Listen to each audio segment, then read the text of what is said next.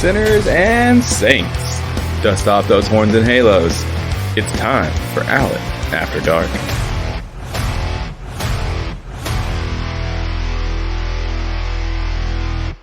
Sinners and saints, how you doing this evening? I hope you're feeling well. I hope you're feeling sexy.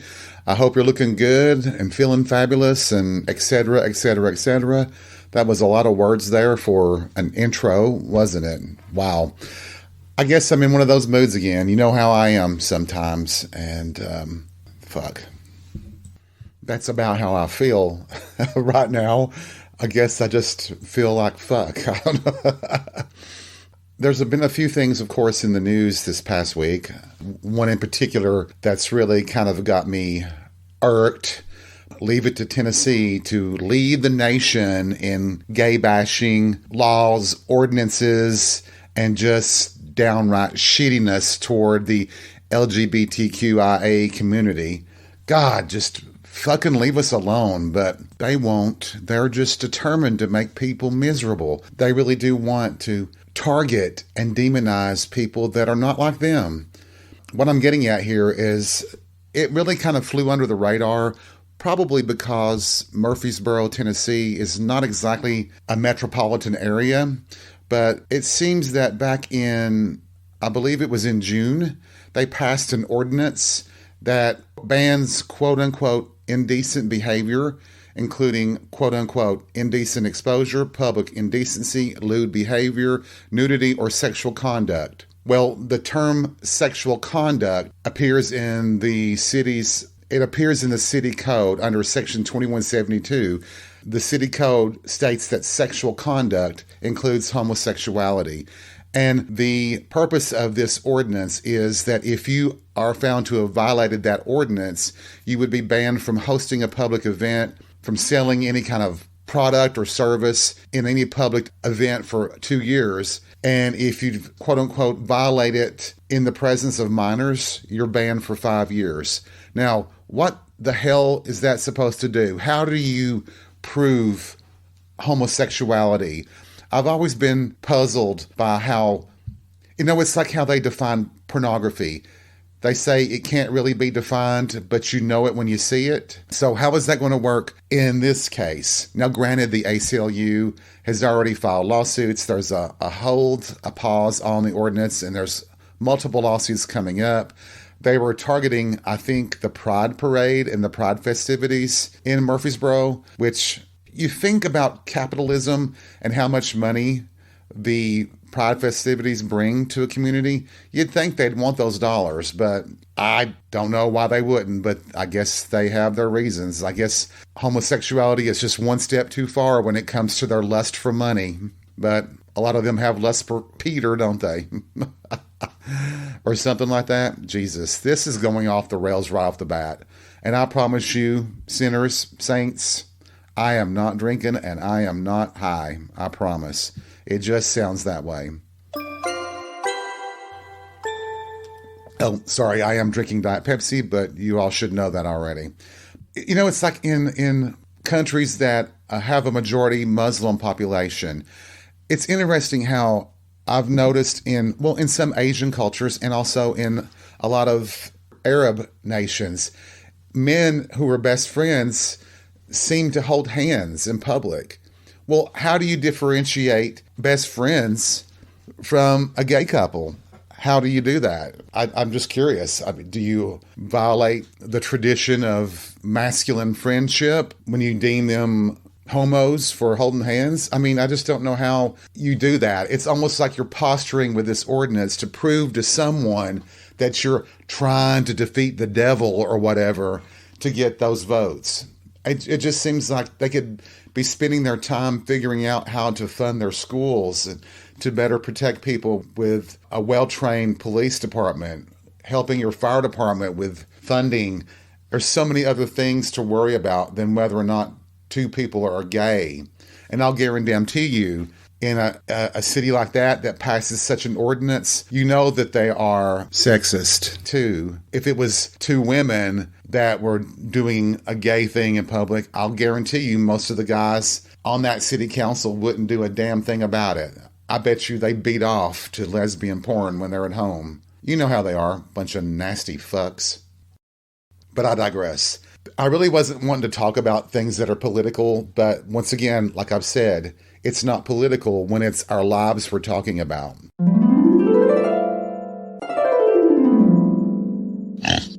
A discussion came up the other night at happy hour that just had me thinking again. Like you guys know, I use the podcast as my soapbox sometimes.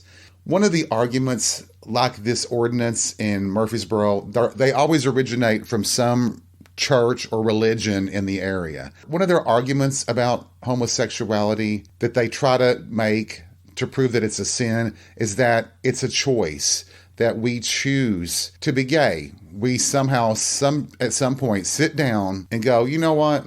I think I want to suck dick. And I always wondered, do they really understand how stupid it sounds when they say that it's a choice? I'm going to kind of lay it out here for you based on what I believe. So when I hear the word choice, I think that for me, what choice means is that you have at least two options that are equally appealing, at least two. You would be willing to pick either one, but for some reason you pick one over the other. If that was true, if it really was a choice, then it would mean that everybody on the planet is bisexual. You would find each option equally appealing. I don't know why they don't see that when they argue that point. I guess their argument is that since everybody's supposed to be heterosexual, that if you're not, you've chosen not to be heterosexual. Well, I choose not to be heterosexual because I was born gay. Does that answer that question for you, bitch? What the hell? Maybe, maybe not. I don't know. How can they not understand that? Because I've asked people when they've kind of asked me about when I chose to be gay, and I asked them, well, when did you choose to be straight? Did you sit down with yourself and go, I think I'll be a hetero? Most of them, when they're being honest with themselves, will say, well, I never chose. It was just who I was. And then that's when you have to peg them and say, well, why do you think that I chose? A good friend of mine years ago, we were talking about his struggles with his family, his parents. His mother had confronted him and said that he was choosing to be gay at the expense of his own family. And he actually, in frustration, kind of pushed back on his mother and said, well, you know what? I could choose to be with a woman. I would try. I'd be miserable because it's not who I am.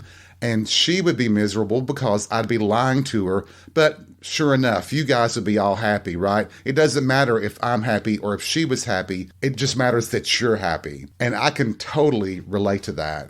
Because I believe I've told you before, especially in the South, and I'm not the only one, but if I am, then I'd be shocked. But in my case, my family was embarrassed about what other people would say because they felt like it wouldn't be just about me. They would say things about the entire family for having a gay son. You know what? They're probably right.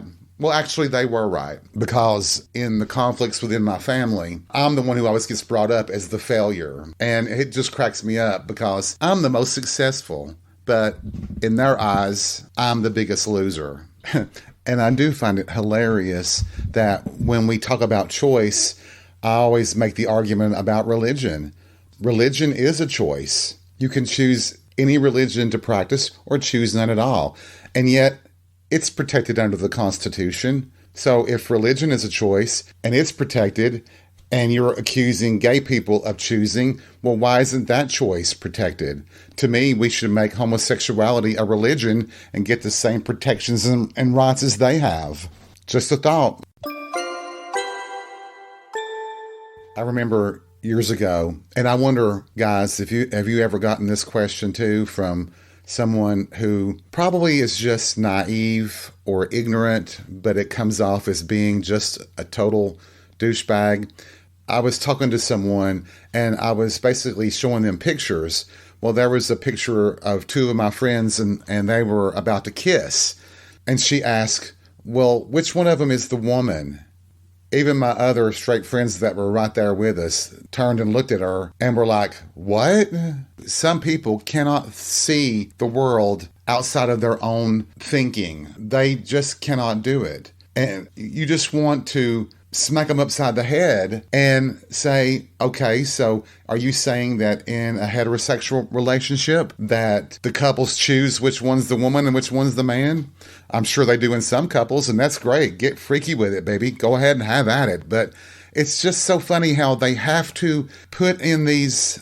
It's almost like they plug in a formula and say that everything has to fit into that formula. Like A plus B plus C equals D or whatever, that everything has to fit that program. And they just cannot for the life of them get their brains to think outside of that box that they're in. Should I expect anything more from people, especially here? Probably not. Honestly, I'm sorry too. I hope there's not much background noise on this episode, but I'm moving around a lot for some reason. I'm a little bit jittery for whatever reason. And I guess I'm just uptight over this topic and my frustrations with people. I just wish people wouldn't be this way. I just wish they wouldn't. I mean, live in your own little boxed up life, but don't try to put all of us in that same box with you. It has to be very depressing to be so, what's the word? I almost want to say warped, but I'll say misinformed and not understanding of how nature works. I mean, obviously, nature has other intentions. You know, I think I have mentioned this in a previous episode, but I remember sitting in church one day and the minister, who always, every so often, would start preaching on homosexuality, and he'd look straight at me. I don't know. What do you think that was? You think it was probably because I fucked his son? Maybe. Just saying. But anyway, I got off the subject there. He, one morning at service, he says this. He says, if it's against nature, it's against God. I was just like, I actually almost laughed out loud, because it isn't against my nature. It is my nature. So therefore, it is okay with God if you believe in God. And for some reason, they believe that homosexuality only exists in Homo sapiens. There are many, many different species of animals that engage in homosexual behavior. And it's so funny, being a farm boy, I can remember we had 2 hens, okay, that they were a couple. They would lay their eggs together. They would sit on their eggs together. They would hatch them together. All they used the rooster for is for the sperm, I'm telling you, to fertilize their eggs, and he was done. And they were a couple. And I always feared that my father would want to kill one of them or both of them. But they didn't. They just behaved like, well, that's just what they're doing, and they're providing us eggs, so we're good. I was so frustrated. I'm like, if you're so willing to accept 2 hens, 2 chickens, why can't you accept your own son? You know? I mean, am I that far off base with that? I don't think so. I really don't think so. But it's hilarious how people don't realize how hypocritical they really are when it comes, especially to the topic, the subject of homosexuality. You know, the last week the discussion was about, well, my previous love life. And I did date a man very seriously who was married to a woman. And it always, I think about that a lot. And I think, boys, you can give me an amen here if you want to, but I don't know a single gay man who hasn't had a hookup with a man married to a woman. We've all done it, I believe. And some of us, me included, have done it with several. You know, because if your intention is just to get your rocks off and you don't want a relationship or anything else, it's very easy to hook up with men who are married to women who are lying to their wives, because they're just wanting the connection to a man without having to sacrifice the image of being in a heterosexual marriage with children. Don't want to piss off the in-laws, don't want to piss off the pastor, don't want the neighborhood busybodies or the HOA to find out that you're down on all fours with a dick in your mouth. I don't have to wonder, can you imagine how much better life would be for people if they weren't so beaten down with all the negative opinions and hostility toward homosexuality? I hear the right wing complaining more and more in the media about how, well, they accuse us of converting younger people into homosexuality, into being gay or bi or whatever. What it is that because society is becoming more accepting, they feel less fear in coming out. The number of people, the percentages of people who are gay, LGBTQIA, have always been higher than people believe. It was always in these same numbers for all these decades. It's just that go back 25, 30 years ago, and it was it was dangerous to come out sometimes. You just never knew what the result would be. All of us have faced that. Even though I was lucky, I had a lot of acceptance in my life, but I have had a ton of hate and negativity directed at me. And it's not fair. I mean, my God, honestly, I did not choose to be gay. I knew it before I even had a word for it. I was different. I don't know why I am. It's genetic for some reason. It is. People can say it's how you're brought up. It's societal exposure. It's family, whatever. Okay, I'm a farm boy from the Bible Belt of the United States. A bunch of hillbillies, rednecks, Bible-beaten assholes. I don't see how my upbringing would have made me any more likely to be heterosexual. But I don't know how it could have changed me either way, because it can. Because those things are somehow, it's in the genes, right? Designer genes. Oh, that was too funny. But hear me out just for 1 minute here or whatever. Is it not possible in terms of science, of biology, that nature itself needed ways to keep population under control and therefore through evolution created a percentage of Homo sapiens that were same-sex oriented to keep populations under control? Is it not a possibility that nature itself doesn't want all people to breed and reproduce? That a logical way to help reduce through natural means is having a percentage of the population that are same-sex oriented, homosexual, or just queer and gay like I am. Doesn't that make sense? I think it makes sense that nature itself intended for a certain percentage of people to be gay in order to help curb population growth. To me, it makes absolute sense. And it does fit in the way science works, doesn't it? I think so. Boy, I really wanted to drive that point home, didn't I? So, enough of the preaching for this episode. I have some good news to share, and I couldn't be happier. On my regular visit to the grocery store, I was absolutely happily shocked to see my Mohawk guy back. And apparently, he had let his hair grow, and so his hair was covering the tattoo, and he was wearing different types of clothes, and so I didn't even recognize him last week. But apparently, during the week, he got his hair cut again, and I come around a corner going down the cereal aisle, and lo and behold, there he was in all that masculine beauty. Oh, he's just a fine-looking man. That mohawk and that tattoo just makes him look like such a badass. And when he smiles, it just makes me want to melt all over him. But I was so happy to see him. It actually made my day. It improved my day. And I wonder, I really do sound like a stalker, don't I? And that is definitely not my intention. I wonder how he feels. He might be afraid of me, even though he could knock me down and throw me around like a rag doll. I'd enjoy that too much, but, he could if he wanted to. So sometimes people get thrown off by another person who looks at them and smiles and maybe implies an attraction to them through a look. Trust me, I was given a look, I promise. Hey, we may die in the next 10 minutes. I kind of want him to know that I appreciate how he looks, I'm not ogling. I look at him once and offer a smile and keep on going.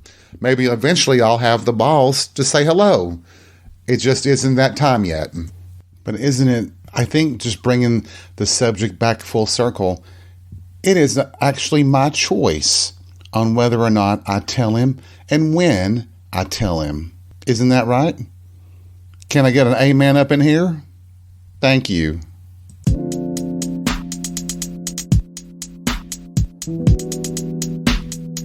Thank you for joining me for this episode of Alan After Dark. I hope you've had fun. I hope you've been entertained and maybe challenged with my thoughts and presentation. Remember, take life by the balls and be real. We'll see you soon.